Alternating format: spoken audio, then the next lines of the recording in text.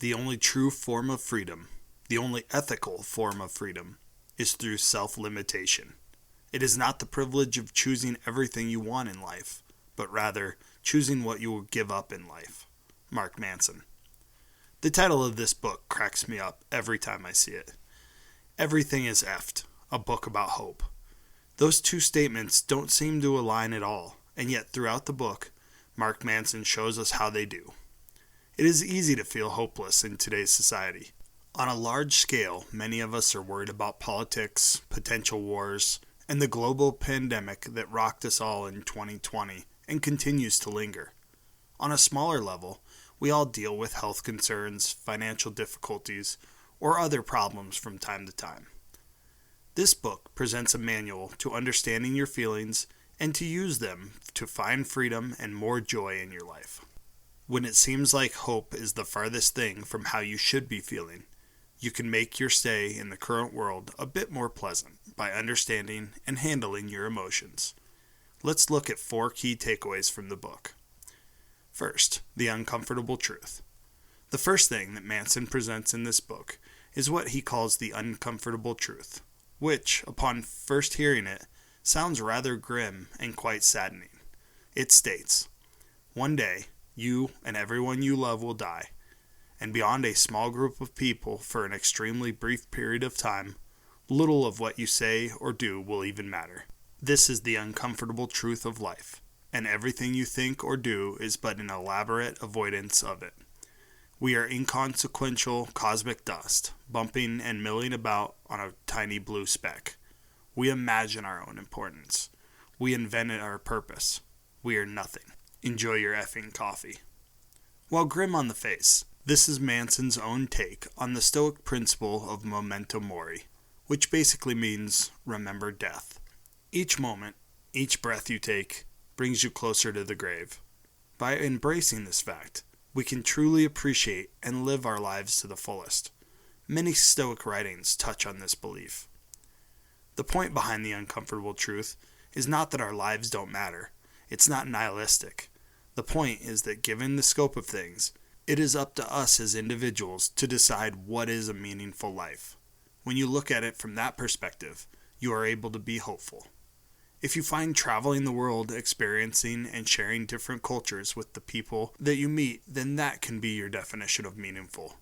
Teaching the next generation of students as a teacher can be meaningful. Raising a family can be meaningful.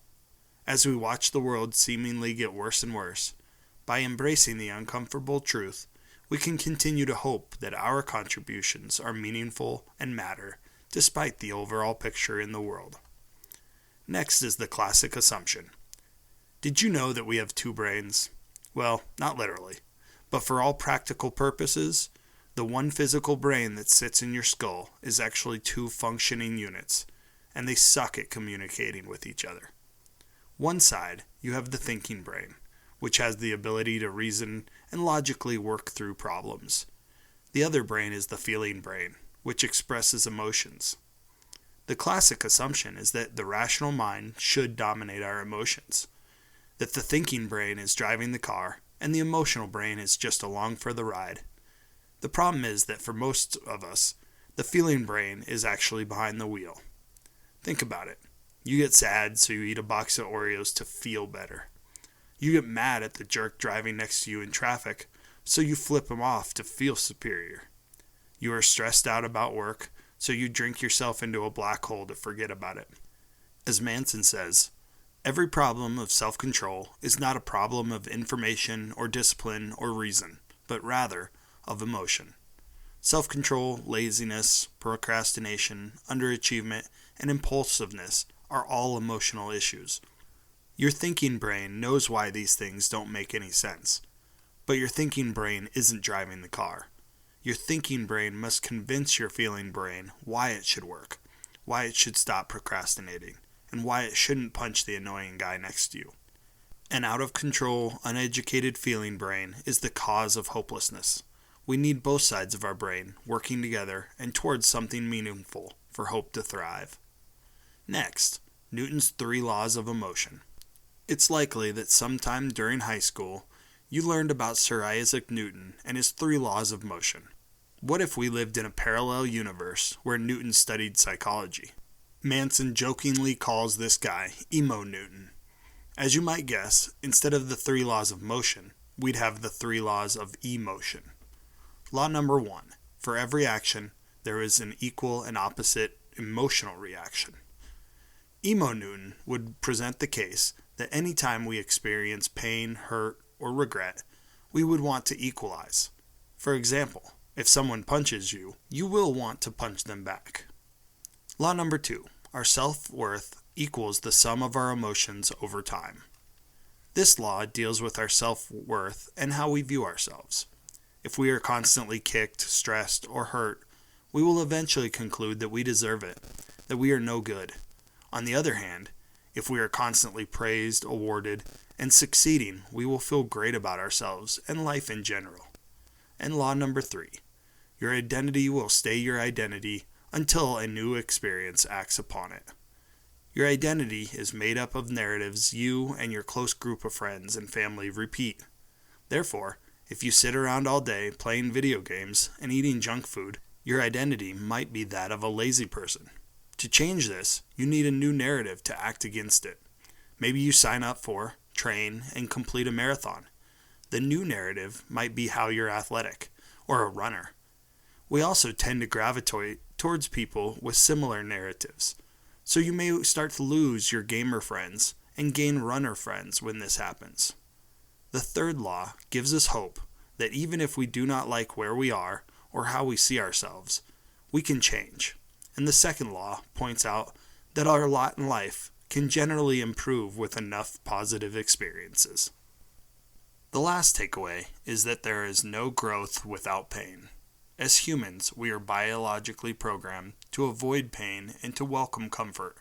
For our ancestors, a night around a warm fire, surrounded by our tribe, was much safer and less painful than a cold night in the wild, surrounded by predators wanting to make a dinner of us.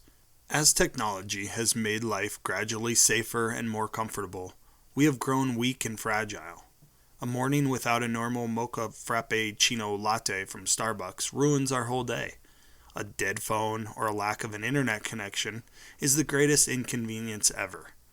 This is why it's more important than ever to make hard choices. Choose the tough road. Go a day without your phone.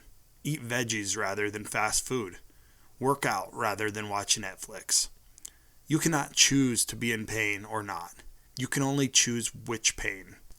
Would you rather have the pain of a sore muscles from the gym or the pain of not liking how you look in the mirror? Would you rather the pain of working hard to pay your bills or the pain of being stressed and broke? Pain is a part of life, but that's not a bad thing. You get to choose which type of pain that you endure.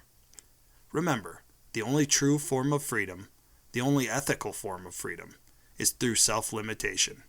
It is not the privilege of choosing everything you want in life, but rather choosing what you will give up in life. I'm not going to lie, I love this book. I probably could have made this video 3 times longer. If you haven't read this book, or Mark's other book, The Subtle Art of Not Giving an F, drop what you're currently reading and pick them up. Do you have a book, idea, or saying that you'd like to see us animate? Please leave your recommendations down in the comments below, along with a like and a subscribe, and we'll do our best to make sure you get your video.